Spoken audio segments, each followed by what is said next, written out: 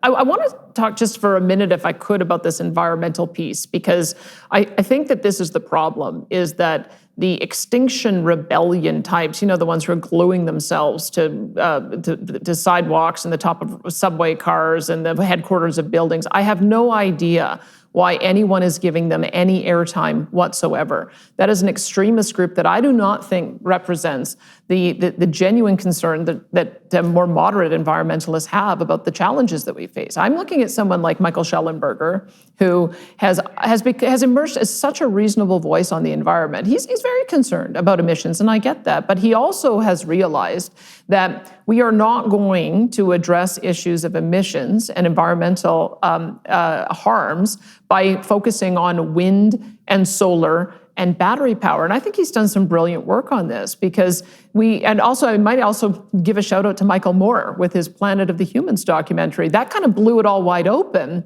where we now have begun to have a conversation that, guess what? You cannot produce a wind turbine with a wind turbine, because there's a lot of steel that comes from coal, and there's a lot of fiberglass that also comes from fossil fuels. And you have to transport 1,500 truckloads to get it to a site using fossil fuels. And so until you have a situation where you've got solar and concrete and transportation fuels and fiberglass that are emissions-free, those are not emissions-free sources of production. And besides that, they're intermittent. So because they're intermittent, you have to build 3 times as many of them. And when you have to build 3 times as many of them, you're eating up a lot of landscape. And when you're eating up a lot of landscape and putting these turbines up, well, now you're also putting, if they're in the path of migratory birds, you're killing birds and bats. And why aren't we talking about all of the environmental impacts that come from that, so that we can have a fulsome discussion? This is the thing that I think part of the reason is that people are looking for easy moral virtue, and so it's easy to be virtuous by having a messy life and saving the planet. And then it's simplest to save the planet by concentrating on one thing. And then it's simplest to concentrate on carbon dioxide, as if that's the only environmental challenge that confronts us. And so you have this overweening, prideful, and ignorant requirement to put yourself forward as some kind of planetary savior. You reduce the complexity of that problem to opposing carbon, and then if you can stick it to the rich just as an additional benefit to your envy, so much the better. No one wants to talk like Bjorn Lomborg talks about the multidimensional environmental challenges that confront us, about rank ordering them in some kind of economically intelligent way. And in treating the challenges that confront us like adults might do it, instead of like Greta Thunberg might do it. And I think the treatment that's been handed out to her is exactly emblematic of the whole problem. She's a relatively eccentric 13-year-old girl. She doesn't know anything about how the world works. And yet green leaders around the world kowtow to her like she's some sort of Dionysian prophetess. And that's a real indictment of the situation that we find ourselves in. There's no better way to study Scripture and develop a dedicated prayer life than with Hallow. Hallow is the #1 Christian prayer app in the US and the #1 Catholic app in the world. It's filled with studies, meditations, and reflections, including the #1 Christian podcast, The Bible in a Year. Download Hallow today and try their Advent Pray 25 challenge, a 25-day journey through Bible stories from both the Old and New Testament leading up to the birth of Jesus. These meditations are led by cast members from the largest Christian streaming series in history, The Chosen.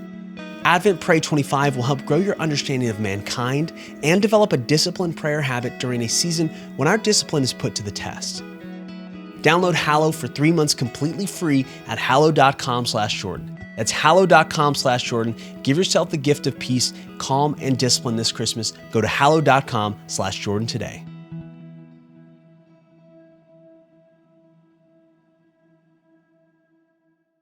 What I think we have to do, though, is that we've got to elevate the voices that are aligned with this. Voices like Bjorn Lomborg and voices like Michael Schellenberger, because this notion of energy density is really the key to being able to reduce the impact on the planet. And this is why Schellenberger is a supporter not only of nuclear, and small modular nuclear reactors are becoming increasingly of interest to different jurisdictions, but also he's a supporter of LNG because you can have a smaller footprint in developing those. And when you have a smaller footprint, you're going to have, just by definition, less impact on the environment. And that, to me, I think what I worry about I call myself a libertarian conservative. Maybe we'll get into what that actually means. But what I worry about on our side of the spectrum is that we only talk in dollars and cents, and we don't address this environmental piece. This is the emotional piece that everybody cares about. I mean, I was born in 71. The first Earth Day was 1970. So I grew up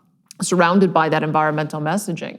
And I think we have ceded the ground to the extremists like Extinction Rebellion, and we haven't elevated the more moderate environmental voices. And that, to me, is going to be my big challenge, is that I want people to understand that, yes, we can provide energy security. Yes, we can address issues of affordability, and we can do it in a way that is going to be the most environmentally responsible, bar none, looking at all of the other options and all of the other producers around the world. That is going to be, I think, our big communication challenge. But I think that's the way that we start building those allies that you're talking about in Europe. Yeah, well, it would be great for conservatives in Canada, and I would say across the world, to reach out to people like Schellenberger and Lomberg, perhaps above all else, because they have extraordinarily well thought out arguments on the environmental front, and also are astute economically. And that's a rare combination. And the conservatives have erred tremendously, and the central liberals as well, the middle-of-the-road liberals, by letting the radicals take the moral upper hand on the environment front. And their story, you look at what's going to happen in Europe and around the world, likely this winter, as we put tremendous stress on poor people by jacking up energy and food prices, is all that's going to be disastrous for the planet. In the terms that the environmentalists themselves hypothetically hold dear, the idea that we can make the planet more habitable on the environmental front by impoverishing poor people, by raising energy prices and food prices, is absolutely, it's not only absurd logically, but I think it's tantamount to genocidal in its intent. It's really appalling. It creates grave danger for those who are on fixed income going into an environment, especially in our northern climates, January, February, March, April. It's dangerous not to have reliable power, not to be able to have reliable home heating.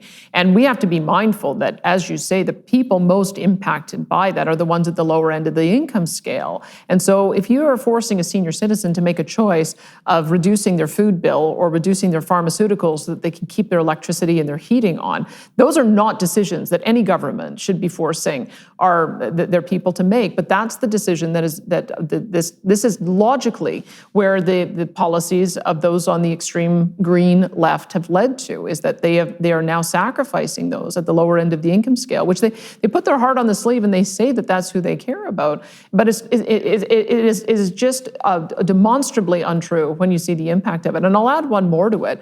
The only people that I have heard talk about the plight of those who are living in countries that do not have reliable energy and the impoverishment that occurs from it are some of the energy executives that are at our global conferences. This is part of the reason why we need to get reliable natural gas around the world, because when you look at some of the most impoverished countries in the world, they're using wood and dung and coal to heat their homes. I talked to somebody, a researcher in British Columbia, who said we have 44 million deaths per year because of indoor air quality problems. And so why is that not elevated as an issue that we know we can solve by having these secure types of energy? LNG is going to be a solution. And specifically, that's a great question.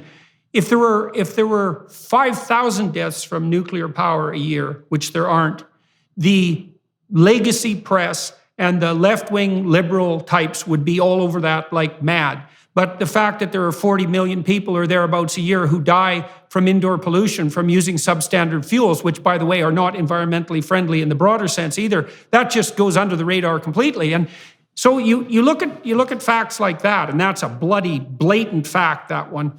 And it's children that are disproportionately affected on that front too. And then you also look at the willingness of the so-called leftists who are hypothetically in favor of the poor to impoverish the poor as a consequence of their non-effective green policies. And you really have to ask, well, just what the hell is driving this? And the only answer that I can think of is that it's something fundamentally predicated on envy, and that the desire to bring down the capitalist system that produces those who are richer than the typical environmentalist, let's say, that takes precedence over everything. It takes precedence over care for the poor. It takes precedence even over hypothetical care for the planet.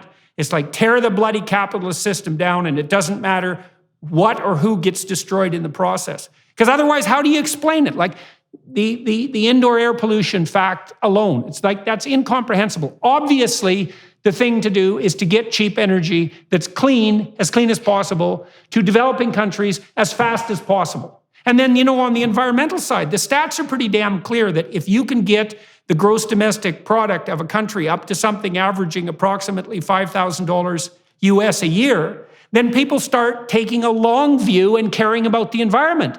And so it's quite obvious that if we did everything we could to eradicate absolute poverty, mostly by driving energy prices down, then we could get people off of their reliance on those primitive biofuels that poison them and poison the planet and denude the territory, and we could get them caring about the environment. And so why not do that? Okay, now do you want to become Premier of Alberta? Because this is exactly the points that I want to see made on the international stage.